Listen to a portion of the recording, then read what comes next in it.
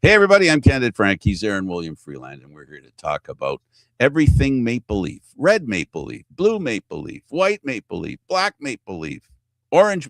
Is there an orange Maple Leaf? Well, Somewhere out there.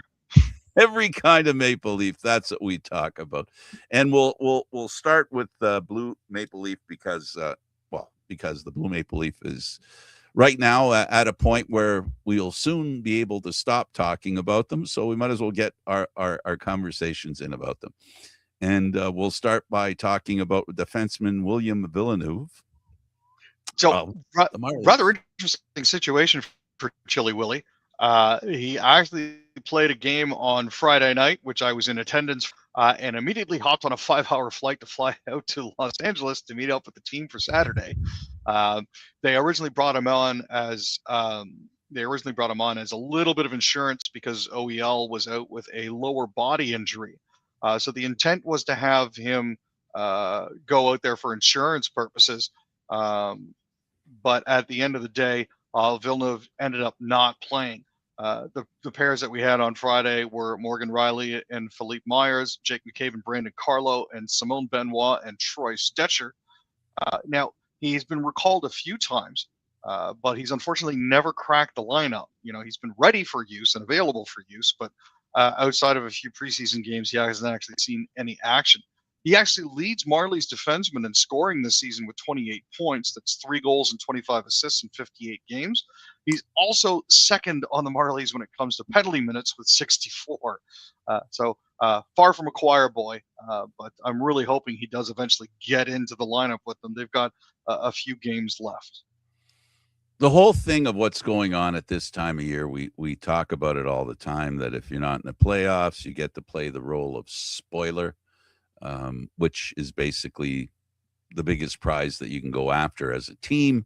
But the most important prize, if you care about your career, is the ability to impress those in charge and lay down. And I want to emphasize this, folks, and lay down some film that over the off season, the organization, whatever it looks like, can have a look at what you've done. I want to emphasize that.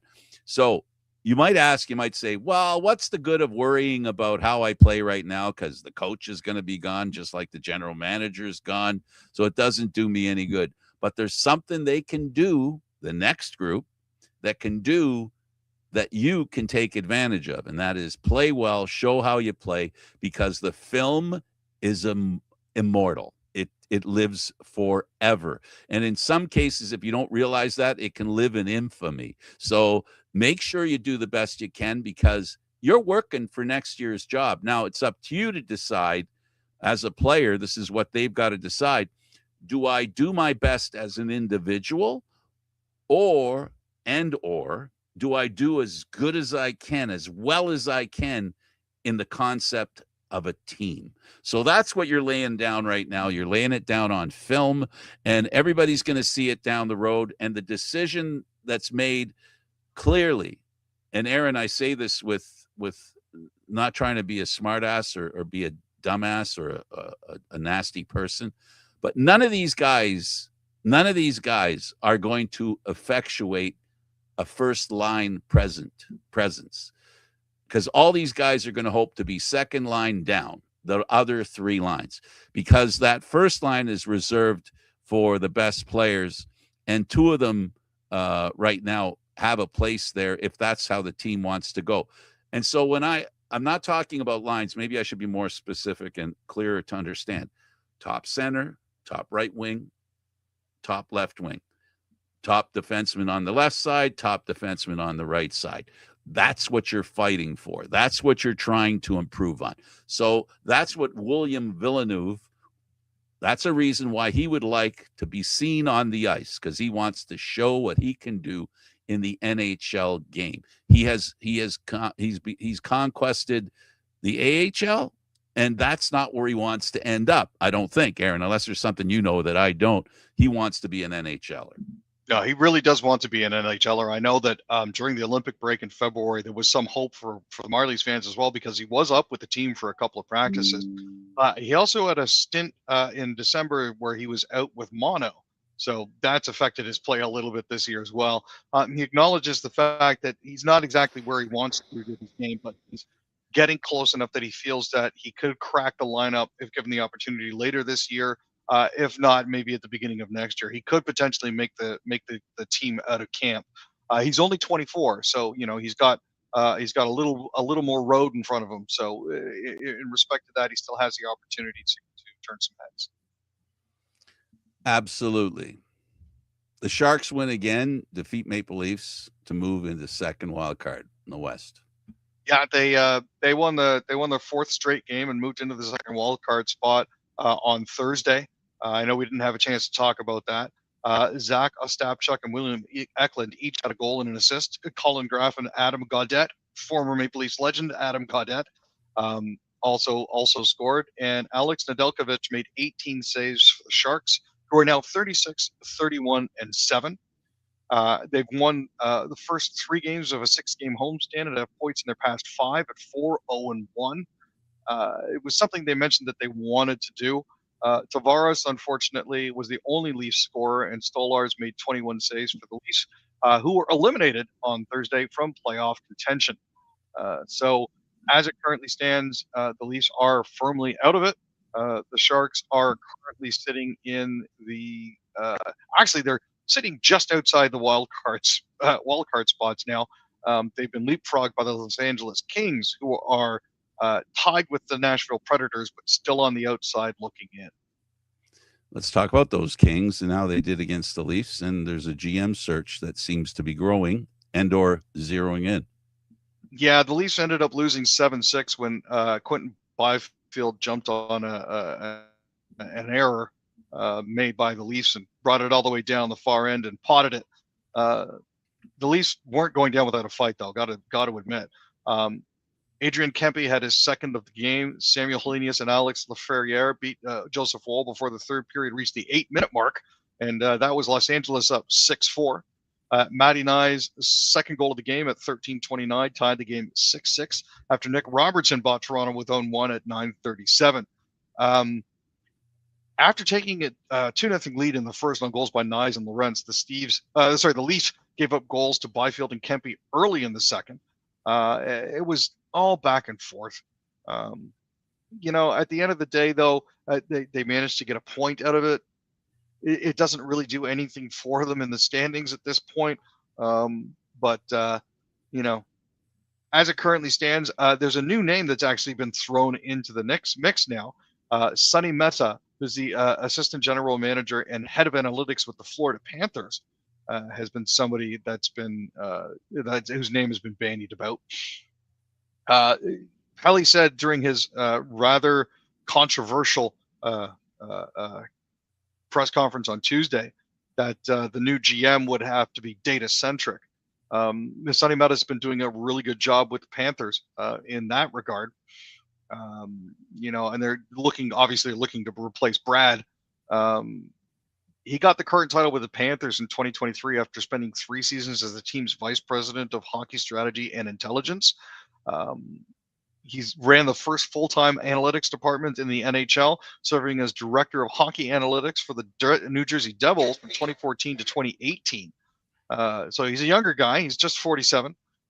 So there's the possibility that he could be the next big thing. Well, there's obviously a lot of talk, and Pelly did make it clear by mentioning he had 6 assistant GMs. It didn't sound like he was supportive of any of them, because he then mentioned 2 assistant GMs that are taking over control of whatever is going on. And he mentioned that they were, 2 guys that he had faith in.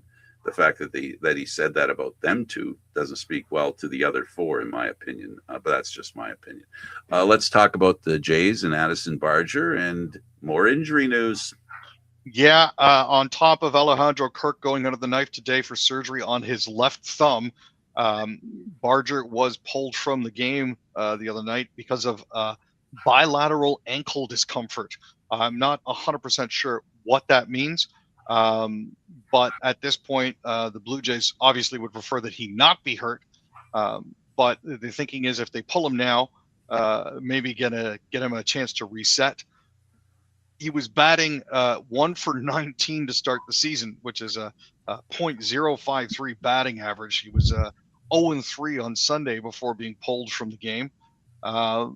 It's one of those mystery injuries where we're not 100% sure exactly what's going on here, but better to try to take care of it early rather than later. Brandon Little is down in AAA. Yeah, that didn't take long at all. He's kind of fallen on Toronto fans' bad graces as it stands. Mercifully, he's been optioned to AAA, where it's hoped that he'll be able to regain his form. As hard as it is for fans to reconcile Little standing with the AL champs, he was good at least until last year's All-Star break arrived. He then regressed after the All-Star break. I'm not sure what happened. But Saturday, he gave up 3 runs off 2 dingers while recording only 1 out as the Jays lost their second game in a row to the host Chicago White Sox. Now, it'd be unfair to pin it all on him, but he certainly didn't help his cause. Defensively, the Jays have sucked. They have been. And you know what? Heineman skying that throw to first base was definitely not the way to go. It wasn't the start you wanted to see. And the rundown that didn't work into becoming a rundown. That was something that Heineman, that was too bad for him. Let's talk about their losing streak and who are they playing next? The team they lost to in the World Series. Yeah, we got the 7-2 Dodgers coming into town. First pitch goes in just under 50 minutes. They're 7-2. The Jays are 4-5. Robleski is tagged to start. Scherzer is tagged for Toronto. They need to break this. The long and the short of it is they need to break this.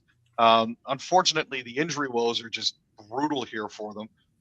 Cody Ponce put himself out stepping off the mound. He's on the 60-day IL with a knee injury. Anthony Santander is on the 60-day IL because of his shoulder. Addison Barger is day-to-day because of his ankle. Alejandro Kirk is now out 4 to 6 weeks because of the surgery on his thumb. Shane Bieber's on the 50-day IL because of his elbow. Same with Jose Barrios, Jimmy Garcia. Trey Savage is on the 15-day IL because of his shoulder. And Bowden Francis is on the 60-day IL because of his elbow. Now, that's not to say that the LA is coming in with a 100% healthy roster either. Betts, Stone, Cousins, Knack, Miller, Gratterall, Stewart, Edmund, Snell, Kike Hernandez, and Evan Phillips are all out with various elbow and shoulder injuries. So this looks to be an interesting game for sure. It's the War Imps Championship. The Walking Wounded versus the Walking Dead. There you go. It is what it is. Let's talk about the Raptors, and they're in a tussle now to stay out of the play-in part of the playoffs. Yeah, this hasn't been a good stretch for them in the slightest. They had a chance to go in and make a standing against the Celtics, but Jaylen Brown had 26 points. Jason with a Y had 23 points, and they unfortunately couldn't find a way around it. They ended up losing 115 to 101 on Sunday. Nikola Vukovic returned after missing a month following surgery for a broken right ring finger for the Celtics. He had 4 points in 13 minutes with 4 rebounds. Honestly, I'm not exactly sure what's happening with this team right now, but they're having issues, and it doesn't look good. They've managed to slide into 4th, so they're in a play-in slot. I mean, it's hard to do worse than that at this point here because Brooklyn's sitting at 19 and 59, and they're not going to drop that far, but it doesn't look good. It doesn't, and they've got to turn it around to do something in the playoffs. Unfortunately, with them being unable to beat the Knicks and the other teams at the top, Detroit, it doesn't bode well because the worse they do, the harder it's going to be for them to play somebody they'll have a shot against in the first round of the playoffs. So it's bad enough that you got to do the play-in, but then after you do the play-in, you got to play 2 of the strongest teams in the conference. to move on, which is going to be hard. Let's talk about tennis and Fernandez eliminated. Well, she made it to the third round of the Charleston Open tournament following a 6-3, 6-0 loss to Russia's Diana Schneider on Thursday. Schneider faced just 2 break points, saved both, and put consistent pressure on Fernandez's serve. She was seeded 7th and had 15 break point chances, converting 4 of them. Fernandez, who was seeded 9th in South Carolina, saw her record this year fall to 4-9. Schneider's now won 3 straight matches against Fernandez to take a 3-2 lead in the career series. Hopefully she'll be able to pull it out, but it's been a bit of a rough stretch for her at this point.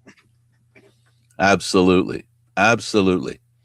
Let's talk now about hockey and let's stay on the other sports in curling. Let's go to curling. So right now we're facing a bit of a conundrum here, and it's something that happens every 4 years for curling. It gets massively popular and then this drops off the face of the earth because there's so much time between major marquee events that expose players to worldwide attention like the Olympics does. The idea this time around is something called the Rock League, which is the first ever professional curling league. It's going to be carried on the BBC iPlayer and BBC Sport website. There's going to be 6 franchises, 2 from Canada, 2 from Europe, 1 from Asia, and 1 from the States. Each will have 5 men and 5 women on the roster. They're going to play each other across the 3 different disciplines. It's going to be men's 4, women's 4, and then mixed doubles, with all 3 games happening at the same time. The franchise that wins at least 2 of those will win the overall contest. That's going to run for the first 5 days of competition, which each franchise facing off before the mixed 4s day, where each team will send out 2 teams. The top 4 after that all advance to the semifinals. This is going to be on April 12th, with the winners of those meeting in the championship match later that day. It's going to be an interesting take on it for sure. They're going to be using a timer to try to keep things moving and to keep it quick. So we'll see what's going to happen at the end of this. Absolutely. Okay, we can go to hockey now, Canadian hockey teams, and we'll start with a team that's looking really good, Aaron, the Montreal Canadiens. Yeah, they were looking really fantastic. You know, they had chalked up 8 wins in a row. However, they ran into a brick wall by the name of Markstrom, who made 18 saves for the Devils. Montreal has now dropped to the 3rd in the Atlantic Division. They are still, thankfully, keeping themselves out of the play-in spot, or a wild card spot, apologies.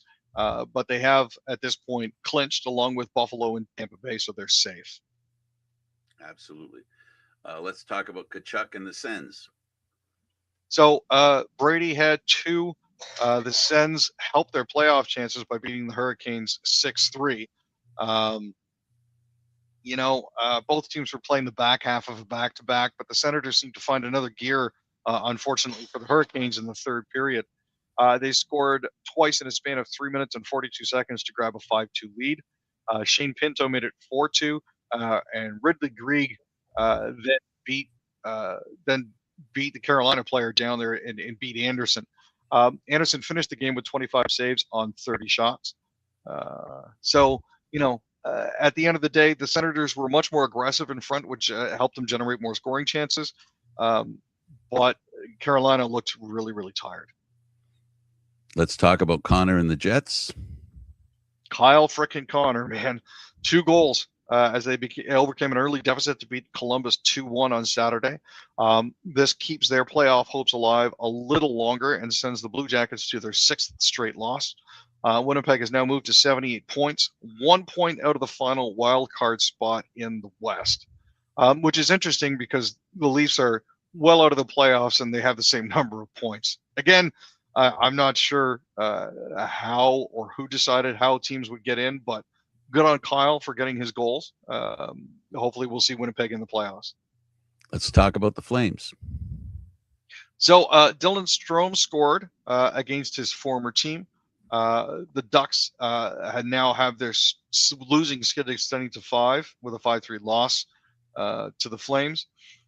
He had his 500th career point. Morgan Frost had 2 goals, and Joel Farabee and Matvei Gridin had a goal and assist as well for the Flames.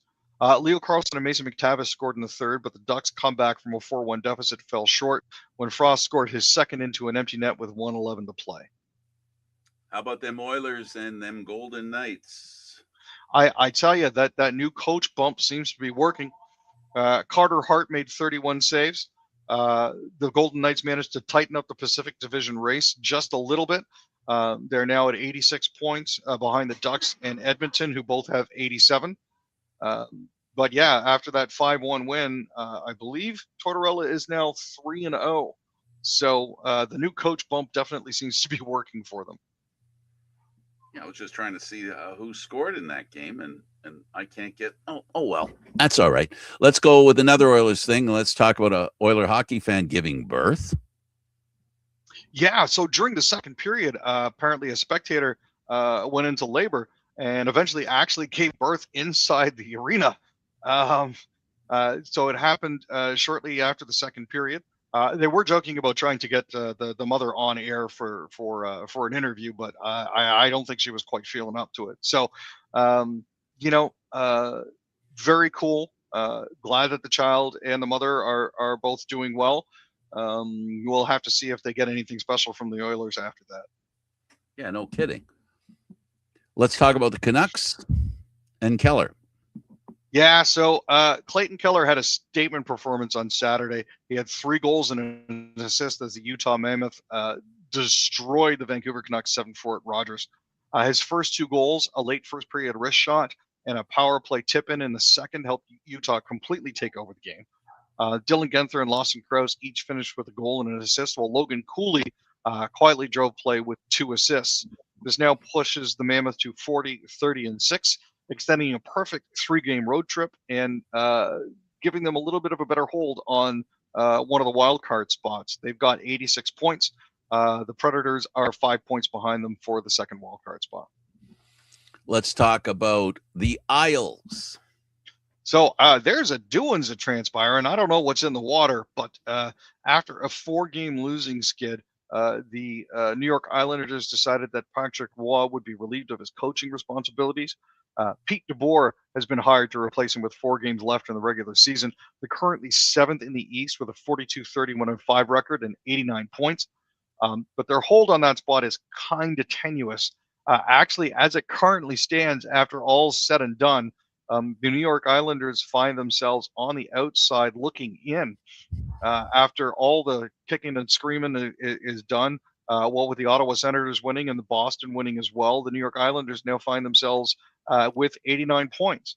So they'll be in Toronto on Thursday to play the Leafs, and we'll get to see how the DeBoer era starts. The Islanders, a team that was not cemented in a playoff spot, but well served at the beginning of the season. I think they were second in their division. They were like 4th or 5th overall, maybe higher, and things have just fallen apart for that team. And they're making a coaching change with only a few games left. They're basically throwing the dice and saying, you know what, get us in the playoffs. Maybe you'll do something. And that seems to be where they're at. Yeah, according to Matthew Darst, the general manager, it did appear that after Patrick had made some comments calling out a few of the team members, it seemed like they felt that he'd lost the room. So instead of limping into the playoffs, they kind of figured they'd cut their losses, get themselves a new coach, and see if they can replicate Vegas's success. Yeah, and we've seen 2 different ways to do stuff. We've seen Vegas and now the Islanders hire somebody very late in the season, under 10 games left, 8 I think for Vegas, 2 or 4 for the Islanders, and all of a sudden you've got the Leafs who haven't made a change, and there's just 2 different plans of attack there. Aaron, which one do you think is better, or does each team, you figure, make the decision for themselves that has no bearing on basically how a team's playing? Because those 3 teams, they had a different level of problems.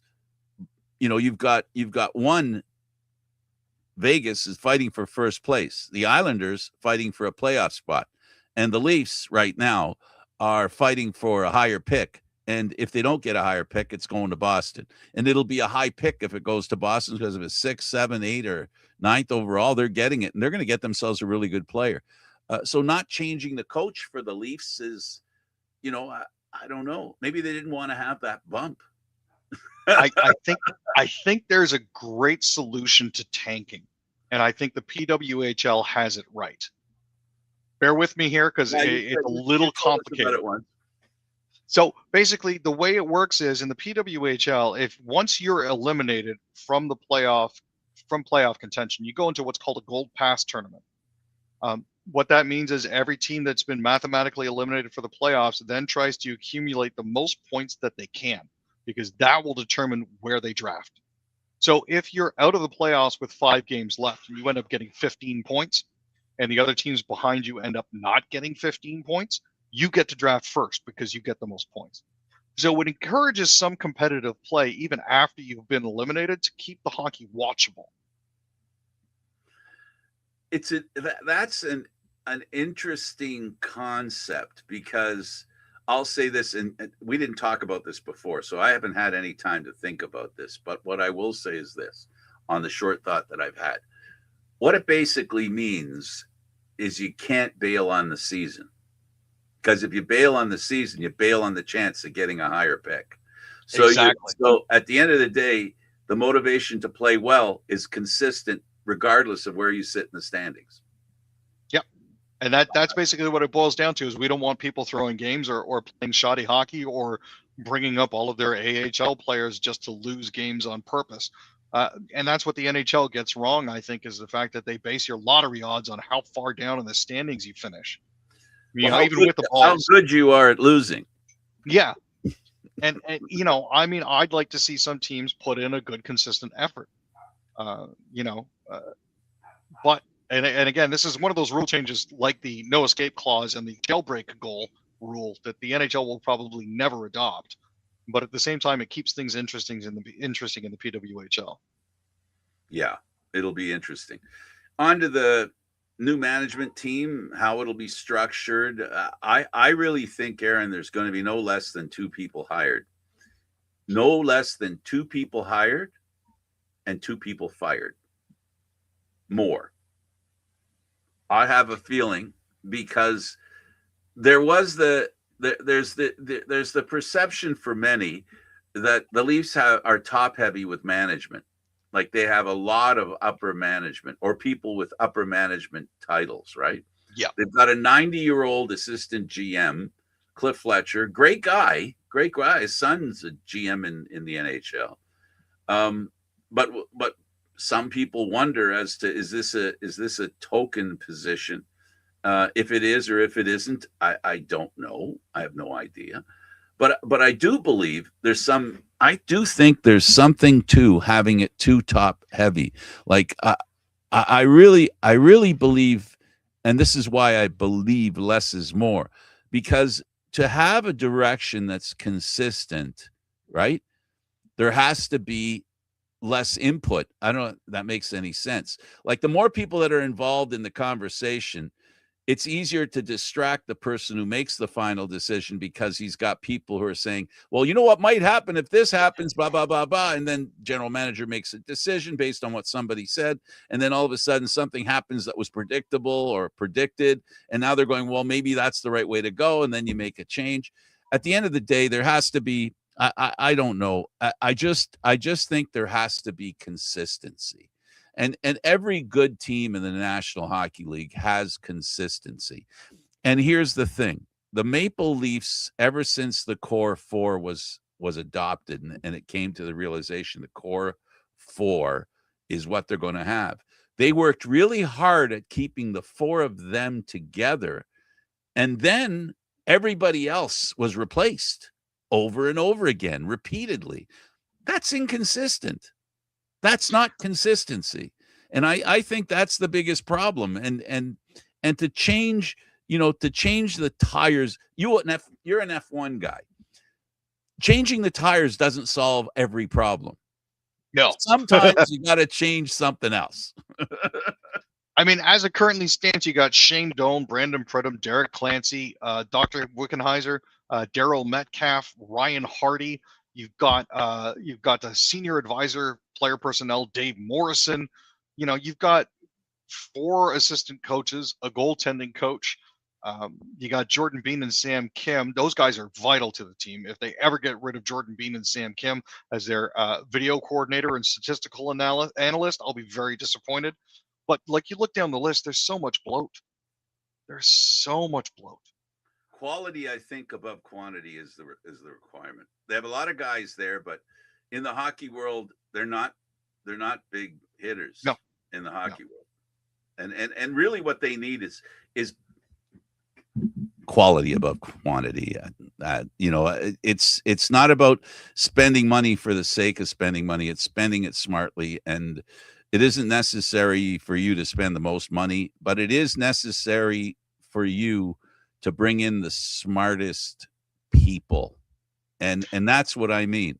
You got to bring the smartest people in. Now, am I saying you can't bring in a rookie GM?